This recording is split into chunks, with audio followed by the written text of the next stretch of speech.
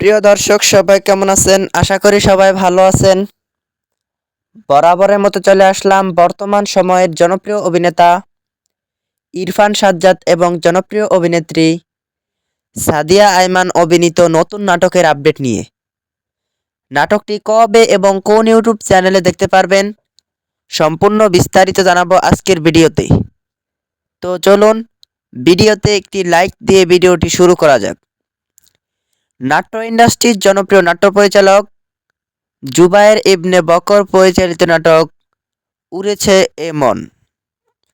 নাটকটিতে অভিনয় করেছেন জনপ্রিয় অভিনেতা ইরফান সাজ্জাদ এবং জনপ্রিয় অভিনেত্রী সাদিয়া আইমান সহ আরও অনেকেই।